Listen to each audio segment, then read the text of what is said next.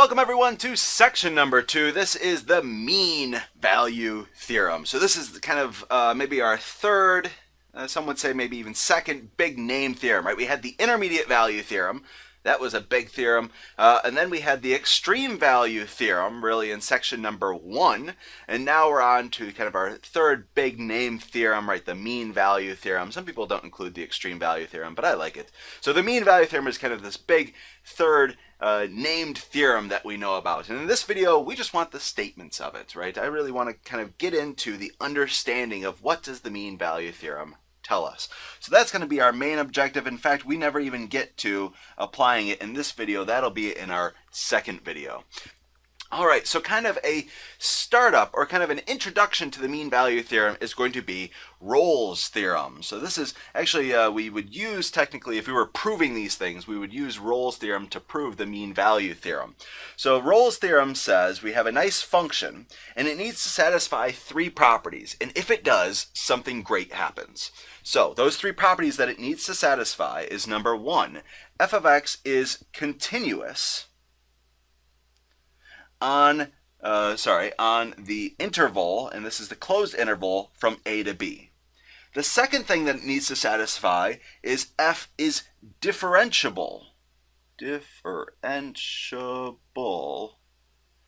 on the open interval AB. So it needs to be continuous and it needs to make sense, right, to take the derivative of it. That's what differentiable means, that you don't have it undefined, the derivative being undefined anywhere. And then the third big thing that you need is that at those endpoints, f of A needs to be equal to f of B. So the endpoints, those heights, they need to be equal to each other. And if those 3 things happen, then there is some number in this interval between A and B where the derivative is equal to 0. So this is a special value where the derivative is equal to 0. We can guarantee it, right?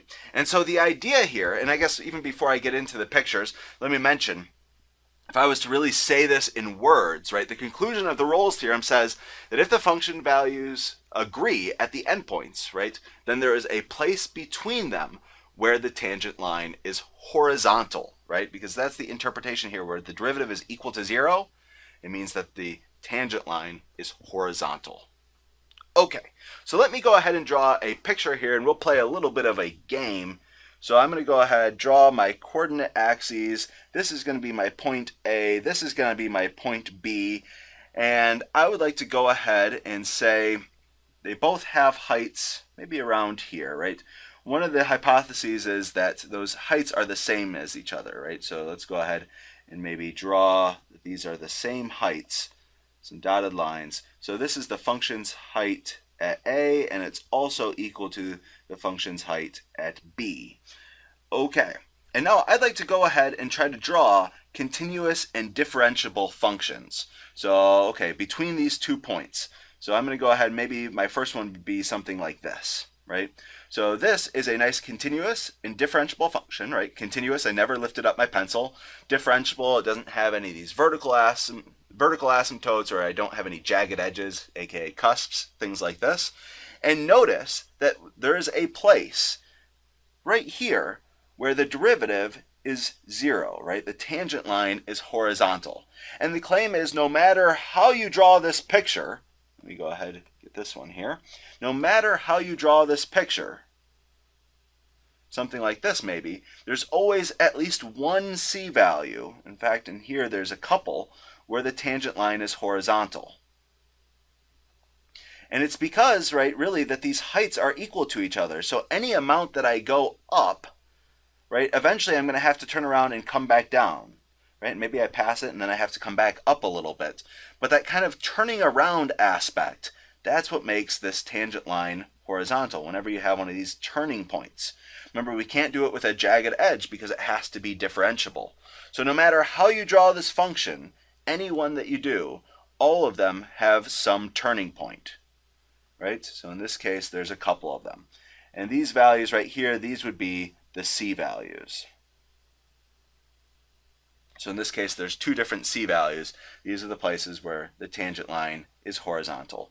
And in fact, to really denote that they are different from each other, we might call them C1 and C2 or something like this. But all of them have at least one C value. There is at least a C value. There might be more, but there's at least one. Okay, so that is Rolle's theorem. But you can see that this statement number 3 is pretty restrictive. I mean, we have a lot of continuous and differentiable functions. That's really the things that we're dealing with here in this course. But making f of a equaling f of b, that's very restrictive. That doesn't happen a whole lot.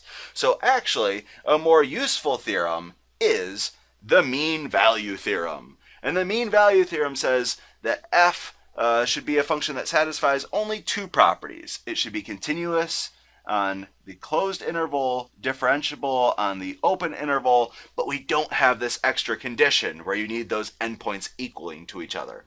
But the conclusion is slightly different, right? So the conclusion is not now that the derivative is equal to 0, but actually that there's some c value between a and b where the derivative is equal to f of b minus f of a divided by b minus a.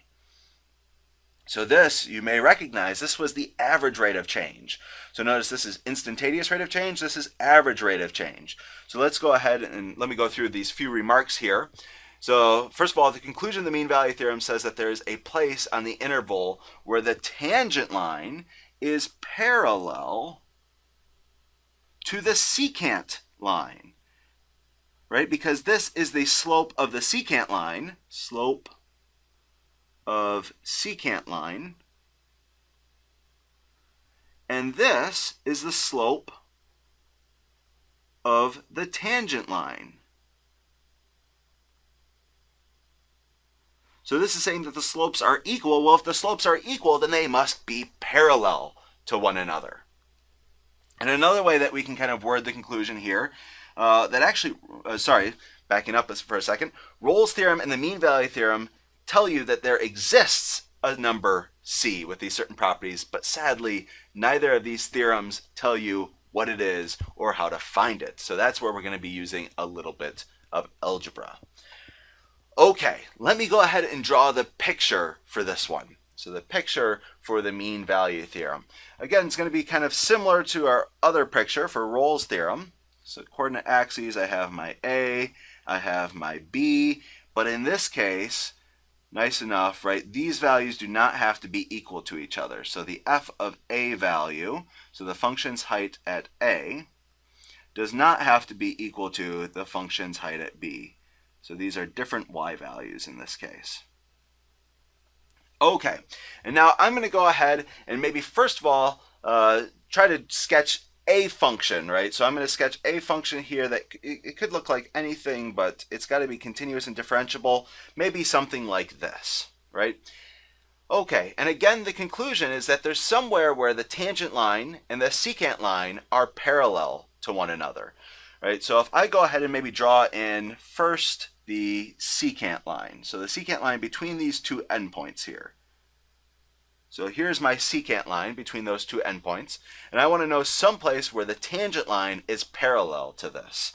So actually maybe one of them is somewhere like here, right? So here the tangent line, if I was to sketch this and did a decent job anyway, this is one place where the tangent line would be parallel to the secant line. So this is the c value right here.